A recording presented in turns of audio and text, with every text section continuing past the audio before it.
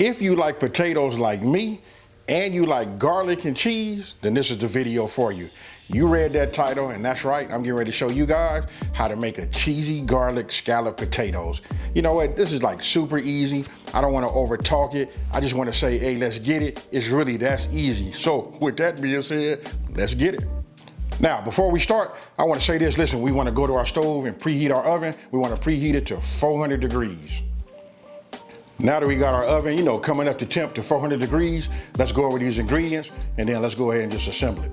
Okay, so let's go over the ingredients. I'll start by showing this right here. This right here is a cup and a half of heavy whipping cream. Here we got a cup and a half of vegetable broth. We're only going to use right here, when it comes to the butter right here, we're going to use just 4 tablespoons, which is a half a stick. And today, I'm gonna be using JO number 2. If you guys been following me for a minute, you know that I started my channel on this right here. This is great with potatoes. So seeing how we doing, you know, cheesy garlic scalloped potatoes, this is it. This is 2 teaspoons. And if you got that Creole kick, you can substitute that and use this also. Here we got kosher salt, black pepper, flour, minced garlic. I'm gonna go ahead and show the star of the whole show. This is about 5 pounds of russet potatoes. These right here, I'm gonna go ahead and wash these, you know, peel them, and then I'm gonna use this mandolin right here, you know, just to slice them down. And I'm probably gonna do them about 1/8 of an inch thick. They might be a little thinner, but that right there, you just wanna be consistent. Now, we got Parmesan cheese. We got 2 cups. And if you look at the size, look, these are onions right here, but what I did was I kind of like just gave them a chop. You know what I mean? Because we're gonna render them down, so you can either do dice or chop. I saved some time and just did them chopped. Now here, this is 1 cup of pepper jack cheese. Now it's just actually a little bit over that because I like mine to be a little bit on the cheesy side. And I'm gonna show you this right here. Listen, it's 3 cups total. This is just mild cheddar cheese. And listen, I did these from a block. You know what I mean? I shredded them myself. You're gonna need it, the 3 cups total. This is 2 cups here and 1 cup there. Now, with that being said, let me go ahead, wash these, then I'm gonna go ahead and peel them, then we're gonna go ahead and start slicing them down. Okay, now look, when I'm using the mandolin, listen, you gotta be extra careful, right? You don't wanna cut yourself. So I run a couple of test slices, then I wanna take a look at it, right? So let's look at it together. This is what I like, somewhere right around 1/8 of an inch. That's somewhere right around 3/16, but 1/8 of an inch should do. You know what I mean? Then go ahead and just assemble it and then just start cutting your slices. And listen, if you don't have a mandolin, it's okay. You can hand cut them, but you want to be uniform. I like these slices. Now look, get yourself a bowl and just go ahead and set them in there. Look, we're gonna be real fast, so we'll put them there. I'm not gonna bore you guys. You know what I mean? We're just gonna continue on this process until we get them all done. Once I have them all done, I'll show you guys the next step. Okay, this was my last one. Here you go.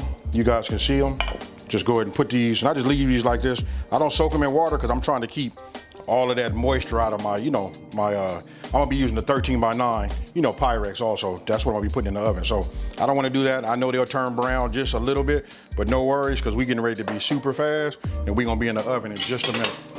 Now you want to go ahead to start, you know, melting your butter under like a medium-low heat. Okay, what you see in here, look, my butter is melted, right?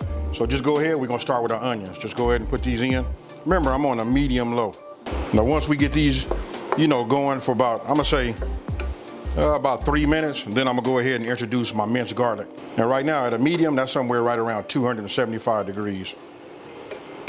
Now I got all the onions, you know, they coated with that butter. So now we'll just leave them alone and let them work. It's been 3 minutes. What I did was I just reduced the fire back down to about 220. So it's in between medium and a medium low, right? Because we're getting ready to put our minced garlic in. Now we're just gonna work this around just for a few minutes, and we don't wanna burn it. So by me doing this, we're gonna be cooking this for a little while. So that's why I just said, you know, reduce the heat. Just keep going like this. Now I'm gonna let it settle. Once I got it mixed up pretty good, I'm gonna spread it so everything is down on the bottom. We're just gonna let it cook for about 1 minute. I guess I should say the right word. We're just gonna let it saute for about 1 minute. It's been about a little bit over a minute, right? So we in about 4.5 minutes total on the onions, and then about 1.5 minutes, you know, with the garlic. right? So now you want to go ahead and take your flour and you just want to go ahead and sprinkle it on top. We just keep doing that. We're gonna cook some of this raw flour taste out. And what it's doing is that flour is starting to absorb, you know, the flavors from the garlic, you know, that butter and them onions. We'll just let that do its thing for about just 1 minute. You want to get your vegetable broth, right? So after this has been cooking down a little bit, we've been putting some heat on that. Now we're gonna stir this again slowly. Just a little bit at a time. Get it to loosen up. That way it's not too thick on you. You can see it. Look, once it starts incorporating with the flour, just add a little bit more. And this right here, if you guys been watching me for a minute, now you know this is starting to look like making a gravy, huh? And you'll see it's starting to thicken up. We don't want to cook it all the way down yet, but we just want to keep it so it looks just like what you see right here. This consistency right there. Now, I'm gonna go ahead, sprinkle in my pepper, my J.O., my seasoning, my salt. Now I'm bringing this closer because I'm gonna continue to mix this and get this going. Now you're starting to see the flavor of this. Hey, this right here, I know y'all thinking about that gravy, but when it comes to gravy, hey, this family here, we get down with that gravy. Now, keep it going. It's starting to cook down, thicken up, right? So now we want to add our heavy whipping cream, just a little bit at a time, till we get it all in here. Then we're gonna cook this down until it thickens up a little bit itself. Just like you see here, then we're gonna taste it. And if anything needs to be adjusted, we'll adjust it from there. And be careful that you don't splash all over your plate, all over yourself. This right here is key. I'm gonna move it up to medium, 275 degrees, right? A medium flame. So I'm gonna keep this moving like this, and right before it becomes, you know, once I start seeing maybe just one bubble, you know, it's starting to boil, what I do is I just remove it from the fire, we set that aside, and then we'll start assembling the whole thing. Now, I want you guys to look. You see that right there? It's getting ready to come to a boil. What I'm gonna do is I'm gonna stop it. Now, what I'm doing is, listen, you wanna cut it. You know, if you're using a flame, you just wanna remove it from the flame because you don't want it to boil, right? So I set it on my cutting board, and what I'm doing is, you remember we separated our cheese. We had 2 cups and 1 cup.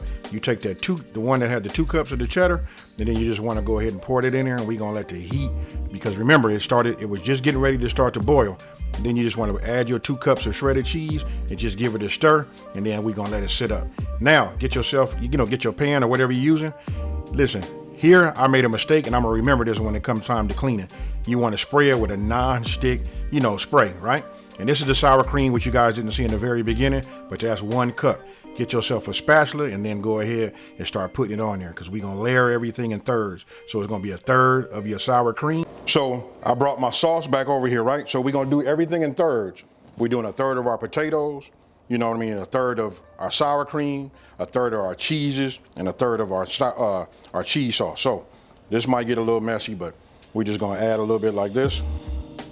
We just want to use a third, that's all. Now, after getting that, our sauce on there, and then again, you're gonna hear me keep saying the thirds, because listen, that's gonna be real important. You gotta divide it out into threes. That way you'll have enough at the end. So, we started with our Parmesan. Listen, there's no real order here. You can go pepper jack, then cheddar, Parmesan, whatever you want to do. But just remember, everything in thirds, and then we start to repeat the process, and that's gonna be in thirds until it's completely done. Okay, so remember, I did everything in thirds. And I gotta tell you guys this, I had to grade some more cheese just because I was like, just being so generous on layer number 2. So here it is, so you guys can see it. Now what I'm gonna do is, I'm gonna go ahead and put some foil on it. I'm gonna stick it in the oven, and when I put it in the oven, we gonna go for about 1.5 hours to 2 hours. Now, after 1.5 hours, listen, we come out of there, and now you want to be real careful when it comes to removing this foil, because it's going to be hot, it's going to be a lot of steam, it'll burn your fingertips. And then listen, so once we open it, what we're going to do is we're going to be careful, then we're going to get ourselves a toothpick, and then we're going to use a toothpick to check to see the doneness of the potatoes. And after that, if those are good, we're going to go back into the oven for about 20 minutes to brown the cheese. Okay, as you guys can see, look, it's, got a little color over the top. So what I'm gonna do now is I'm gonna let it, rest for about I'm gonna say, because we need to let it cool down before we even cut it. And I'm gonna set a timer for 15 minutes, and then we're gonna come back, and then we're gonna take a look at it, and if it needs to go a little bit further, we'll probably go maybe an extra 5 minutes, but. Okay, now this is it right here. This is after 15 minutes. It probably could have went maybe just a little longer, maybe like another 5 minutes, but as you see, when I pull this up, you can see that steam that comes off of it. And there you go. Okay, I want you guys to tell me what you think about this. Listen, like I said, if you like potatoes, you like a little garlic, and you like cheese, hey, this right here is like just hands down the way to go. Hey, listen, I'm gonna bring it up here so you guys can see. Let me do it like this. Let's see if we can get it to focus on there. You see that? Look at that. Ah, yeah, we about to tear into this, folks. There we go. Look, I got my fork, and I'm about to get it in. Oh, yeah. Man, it's so soft. Cheers, y'all.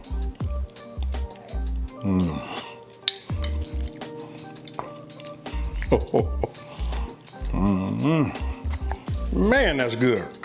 Hey, you guys gotta make this. And listen, if you're on IG, don't forget to tag me, that way I can see what you guys have. And if you don't have IG and you want to send me a picture when you guys make this, go ahead and just send it to my email at smoking and grilling with AB, at gmail.com. Hey, outside of that, listen, I don't want to overtalk this ending. I just want to say, hey, listen, if you're new to my channel, let me just take this time to say, thank you for watching. Don't forget to hit the like button and subscribe, and tell everybody out there there's a channel out here that's simplifying these recipes and taking the mystery out of cooking.